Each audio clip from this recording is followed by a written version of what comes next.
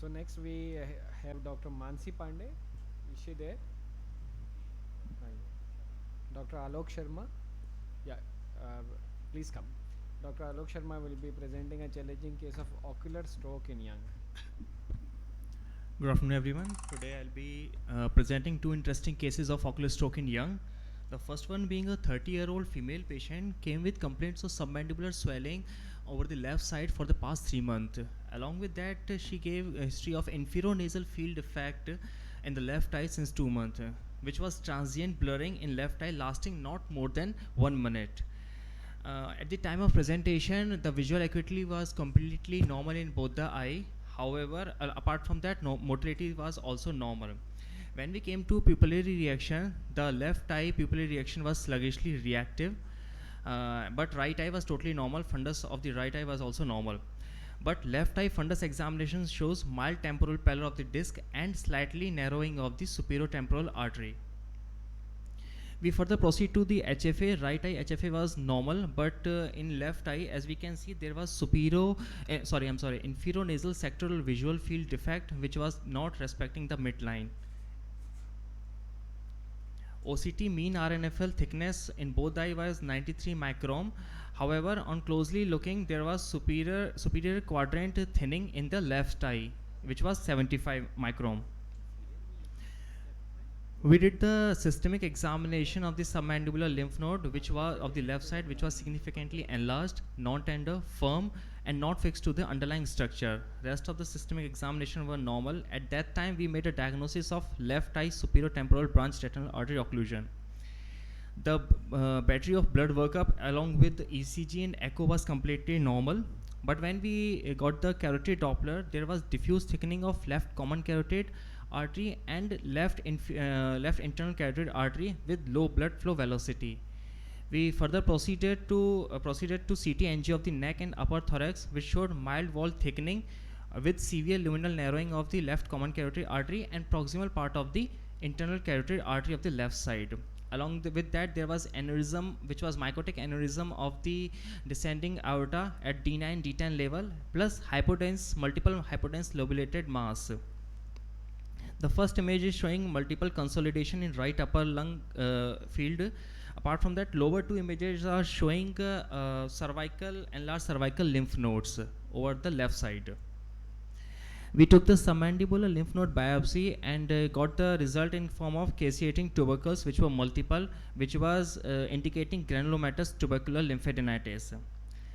Based on the positive clinical finding and submandibular lymph node biopsy, patient was put on ATT for duration of 1 year, and post-treatment, when we took the Doppler imaging and CT angio, the wall became normal, luminal narrowing completely resolved, and the cervical lymph node was completely resolved. However, the patient had to undergo stunting for the mycotic aneurysm, as it did not resolve by ATT.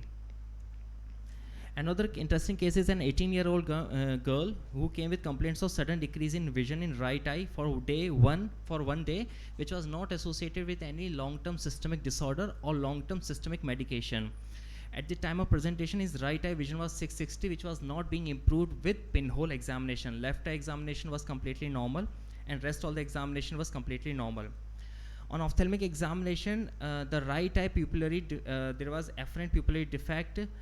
When we did the fundus examination, there was dirty white embolus in inferior branch of the central retinal artery, resulting in large whitish edematous area suggestive of infection extending to the macular area.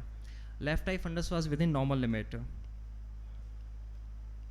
This was the clinical image. I'm sorry, at the time of presentation we couldn't take the picture as there was some technical glitch in the operating system, but when she came after 48 hours, the embolus completely resolved. Confrontation field shows superior constriction of the field, and diagnosis of right eye hemiretinal artery occlusion was made.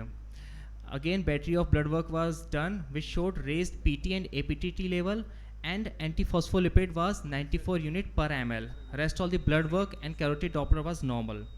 Patient was given 75 mg of tablet ecosprin and referred to medicine department for further management. So in a nutshell, monocular visual field defect in first case was secondary to thromboembolic phenomenon, which was caused due to tubercular lymphadenitis of the adjoining cervical lymph node. which responded significantly with ATT and antiplatelet therapy. And second case of ocular stroke was most probably due to APLA. These cases highlight the uncommon cause of ocular stroke in young. Thank you. Thank interesting cases.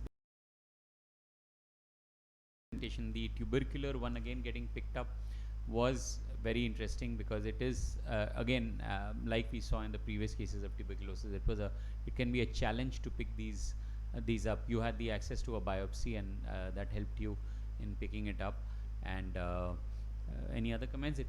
We have a neurosurgeon here who could give us some opinion on that. But as I said, first thing is of course the challenge of diagnosis. That can be quite a challenge when we are looking at these. Submandibular lymph Sir. with tuberculosis is uncommon. Very uncommon, yes. The commonest lymph node which gets involved is the upper deep cervical lymph node. Totally, sir. That is level 2 lymph node, that is jugulodigastric group of lymph nodes, Right, sir. because it is communicating with the tonsil. Right. So submandibular, that is level 1, which is not common to with the tuberculosis. I think you have confirmed the tuberculosis with the lymph Yes, node. sir. Yeah. Once it is there, of course, it's unusual things do happen. That's why you are able to present. True, sir. Good. Thank you. Very interesting. I think both cases were very interesting, giving us an absolute different etiology to a presentation. Thanks, sir. We should always chase the cause. Yeah, exactly. I mean that is. I think the key message of the entire all the case series that we are seeing is that quite frequently there can be a challenge or understanding the etiology. It's always easy for us to say that no cause was apparent, and many times we just explain that away. But yes, it is extremely important for us to keep pursuing the etiology because it very often has a great bearing on the management. Tuberculosis, a great bearing on the management. You miss that and you don't give ATT and you have a widespread disease which is progressively going to get worse. Thank you. That was a very interesting set of cases. Thank you so much. very much.